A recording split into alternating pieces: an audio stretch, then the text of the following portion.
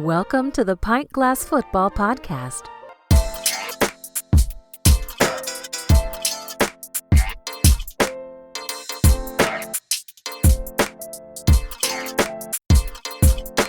This is Pint Glass Football. We talk NFL and college football. I'm your host, Brad Fowler. Follow us at pintglassfootball.com. Subscribe, rate, and review the podcast. What's up, PGF Nation? We're back with an emergency podcast. After an embarrassing blowout loss to the Raiders on Thursday Night Football, the Chargers have fired Brandon Staley and GM Tom Telesco. We decided to jump on the mic and give our reaction to this move. Joining me, as always, my co-host, Alex Higdon. Alex, let's start with what we saw from the Chargers on Thursday Night Football. Now, you texted me mid-game and said, if Staley makes it through the weekend, I'll be surprised. Well, he didn't. So your thoughts first on the Chargers' performance. What an absolute debacle. And you oftentimes throughout the pod, you hear me talk about Madden scores. This is literally a Madden score. Coming off a 3-0 debacle that they had the previous week, they were primed for an explosion. However, I don't think any of us were expecting this Easton stick, Kellen Moore being there, and what we're seeing now, this has been one of the more down years on quarterbacks. We're watching several backup quarterbacks, and we can even just talk about Tommy DeVito and what we saw from the Giants and the performance he had on Monday night against the Green Bay Packers. For them to have this guy coming in during this year and basically show nothing. Obviously, he did have some good things happen towards the end, but that was garbage time. With the weapons they have on this team, with the type of players that they have on offense and defense, they should have been able to at least remain competitive. They could have lost, but if this is maybe a 21-14 game, which I think you said before, he probably doesn't get fired and they look a lot better. But this was a complete and utter debacle. It was literally 42-0 at halftime. This was disgusting display. The players quit. Everybody quit on this team. I'm pretty sure even the water boy and water girl quit on this team for the Chargers under Brandon Staley. It was time for him to go. Alex, you're absolutely right. And I hate throwing around the word quit because I think it gets overused, but this really was an example of that. It was an embarrassment. Like, there's no way around it. It was an embarrassment to the game of football. It was an embarrassment to the NFL. It was an embarrassment to the Chargers franchise. It was very apparent watching this game, Alex. There was a lack of effort that these guys gave out there. They gave up. They checked out. It was very, very obvious watching this game. And if you're a head coach, the one thing that you have to get week after week, no matter what your team looks like, backups or not, backup quarterback, whatever, the one thing you have to get every week is a full effort from your players. You have to get that buy-in every week. I tweeted this last night, mid-game at PGF Podcast on Twitter. I said, this team just officially quit on Brandon Staley. It was evident. We all saw it. There were guys, Alex, I know you saw this too. They were simply making business decisions out there. Arm tackles, no effort. And if we saw it, you know the Spanos family saw it, and they knew that this had to end now. No point in dragging this out to the end of the season. Let's get a head start on looking for the next coach and the next GM, because the other part of this, obviously, is Tom Telesco, now fired as well with Staley. They're cleaning house. So your thoughts on them firing Telesco with Staley? So here we go. Tom Telesco, as a GM and picking the coaches and picking the groceries, is 84-92. He's had, 5 playoff appearances. He's been to 5 playoff games in that 11-year career. Now, the one thing that we can say for his 10-year career, I honestly can say, I believe that they have had the most talented football team, and I'm a person who is a fan of an AFC West team in the Raiders. They have had probably the most talented team during my entire lifetime as a Raiders fan, and specifically probably during his tenure. And I guess maybe we could look and see when Peyton Manning fits into that era for the quick time that Denver had him. But for the most part, they have had the most talented team in this division. So it's obvious that he knows what he's doing when it comes to getting players, because they get hell of a lot of talent. Now, what they've been able to do has truly been the issue. So in those 11 years, 6 winning seasons out of 11 years, but a bunch of 9-7s. So 4 9-7s, but in 2 double-digit win seasons that he's had, and that's including Phillip Rivers, and from Phillip Rivers, he went to Justin Herbert. That's 2 great quarterbacks. Justin Herbert, who looks to be on a bigger trajectory, and then a hell of a lot of talent that he's been able to surround them with.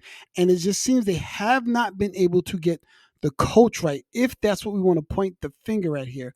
So looking at Tom Telesco, I think a great talent evaluator, but it's apparent he was never able to get the coach right to pull everything together. And I guess it was time that the ownership felt to move on. The interesting thing, and I guess we'll talk about soon, is where do they go next? Yeah, Alex, you hit it on the head because, like you said, he's been there, 11 seasons? You mentioned the record there, not great. Only 2 playoff wins. If you look around the rest of the league, there's not many GMs in a spot for over a decade without even making it to a conference championship game. So I'm with you. I think he's a good talent evaluator. I think he has put together some really good rosters.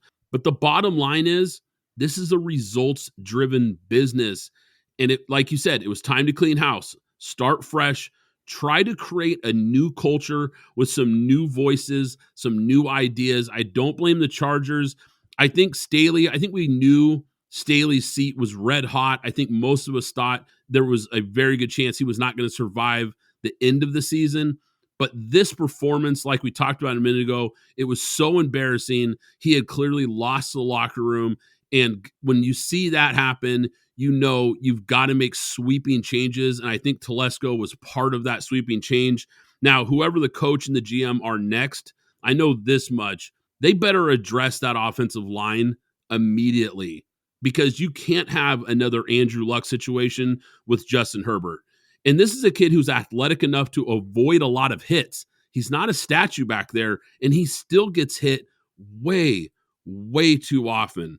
Now, the thing that they're going to have to assess here in the offseason, Alex, is what they want to do with some of the older players on this roster. And that's going to be interesting to see what the new GM does from that standpoint. Because you've got guys like Keenan Allen, Mike Williams, Khalil Mack, Joey Bosa. All of them have contracts over $30 million next year. The Chargers really went all in on this year.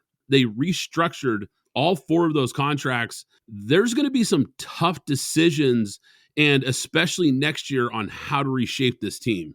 And I just took a quick look at their salary structure. Obviously, Khalil Mack, Joey Bosa, Keenan Allen, Mike Williams, and Derwin James are at the top of that list. Obviously, they're not going to cut Justin Herbert, so I'm not going to mention him at all. But if you're coming in and you're a new GM, you're going to have to look at those 5 guys who are at the top of the salary structure and what you're actually going to do moving forward. 2 people I saw them not bringing back were going to be Joey Bosa and Keenan Allen. I had already earmarked them for 2 guys who were going to be cut at season's end, with an asterisk next to Derwin James as well. But now, looking at what this team has done, looking at how they look and what we saw Thursday night, and probably now you're bringing in a brand new GM, I can really see them coming in, and maybe because you can trade a Bosa, you can trade a Keenan Allen, Mike Williams, or Derwin James, and get some things back, or cut them to get some salary cap back, and then make some decisions going forward. You know what I say, Brad? I don't think the Chargers are far away. They're just a coach away. Now, when you look at Jim Harbaugh, and it's my narrative, and what I've always believed, is that he's going to the NFL. Now, with no GM there and a coaching vacancy, I know they don't spend a lot of money, but this would be a perfect space for Jim Harbaugh to enter in. You have a bona fide top 5, top 10 quarterback, wherever you want to put him, in a talented roster that you can shape and form and come in and win right away. I think this is really up to the Spanos family if they want to press that button or not. Yeah, I think this is, without a doubt, I think it will be, because we know there's going to be more openings at the end of the year. But I think this is going to be, without a doubt, the most attractive job opening in the NFL this offseason. Like you mentioned, you've got a super talented young quarterback. You've got a young left tackle, which we know is a key position to build around. You have some pass rushers. And here's the other thing. At this rate, it looks like they're going to have a top 5 pick, most likely in April. They don't need a quarterback, so they can trade that pick and probably get a haul of picks, multiple first-round picks, maybe a second or third. And like you mentioned, this roster isn't terrible. There's some pieces here. So if you get some key draft picks back as well, now it might be a slightly overrated roster. I think some of the talent on this roster has more value in name than they do on the field at this point, but it's not a bad roster. That is for sure. And this team has a lot to offer a new regime that they have some pieces to work with. Now, I want to address something you said here though, because I heard a Chargers insider today say that there's no way that they could go after Bill Belichick because they can't afford him, which I thought was interesting. He didn't say anything about them being too cheap. He actually said they can't afford him. And he also went on to say Sean Payton wasn't an option last year because they can't afford him either. So Jim Harbaugh, I think that makes him out of the question. And I'm with you. I think Harbaugh would be a perfect fit for this team. But I just don't know, because it sounds like they just might not have the funds to go after a big-time coach like that. So I think what's going to happen here, I think, unfortunately for them, they're going to have to go cheap again and go after probably a young coordinator and roll the dice. On the offensive side, I think there's 3 coordinators to circle. Ben Johnson, Lions offensive coordinator, Bobby Slowick, Texans offensive coordinator, and Eric Bieniemy, Washington offensive coordinator. And I think all of them will be in rotation for interviews. Slowick is the one guy that I don't think will get a job. I think he'll get his first round of interviews this year, and then maybe the fall after next year. If he can continue on, he may get a job. But I think Ben Johnson is very prime. I think if I'm not mistaken, he was very high on the list for David Tepper in Carolina. So I think he's going to get a job this year. And I also believe Eric Bieniemy, if Washington decides to move on from him in terms of when they move on from Ron Rivera, he's also going to be getting a job. Now, Eric Bieniemy, I like a lot simply because of his familiarity with the AFC West, especially the key piece at the top of the AFC West in order to dethrone in Patrick Mahomes. So he would probably be the most likely in terms of where my team is in the division and what I can do if I have somebody like that on my team who can also indirectly help me out defensively as well and how to defend Patrick Mahomes and the Kansas City Chiefs. Now, here's the one thing I want to do in terms of pushing back when they say they can't afford. And this is, and I think I've mentioned this maybe once or twice, but just so that people understand, I'm a real nerd about the salary cap and understanding it. When you see these huge signing bonuses and money that they say is okay, the contract is $200 million, but $150 million is guaranteed, that works like your 401k. So what happens is whatever that number is for the bonus that's guaranteed, the owner, the Spanos family, has to go into their pocket and put up into some type of IRA or savings account to guarantee that salary. So if the business folded, those players get that guaranteed money. So my question would be, my pushback to that writer and the whole organization would be, if you're saying you don't have the money, or what would that number be? I don't believe Jim Harbaugh is $20 to $25 million a year as a $20 to $25 million a year coach, right? So if you're putting up 150, because you have to come up with that 150 up front, out the gate, which is why when you watch what the Rams did all that year when they were just giving out monies, because one, the owner himself is a billionaire, and then if he ran out of money, he can go to his billionaire Walton wife, owner of Walmart, and go get some of her billions. That's why they were able to do those contracts, front load them the way that they did. So they obviously have some semblance of money. And if you're telling me that you can't find, let's just say 15 to 20, if that is the market rate for a Jim Harbaugh, and I don't think it may even cost that much, that you can go get him. If you're telling me that you can't find that for 4 to 5 years, then you need to sell your team. That's how I look at that, because the Raiders, who are just as poor or even poorer than you were able to find $100 million for John Gruden, you for sure can find the money for Jim Harbaugh. Yeah, I thought it was an interesting statement for sure, because we've always seen them as being a cheap ownership group, an ownership group that doesn't want to spend.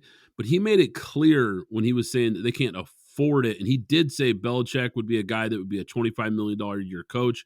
And that guys like Peyton, who obviously is off the market now, but guys like him and Harbaugh wouldn't be far behind that. I know Michigan is throwing around some huge dollar amounts to try to retain Harbaugh and offering a really, really long-term contract. So maybe the combination of those things is just not going to be appealing enough to pull him away. I don't know. It's interesting for sure, because I know I would go after one of those established guys.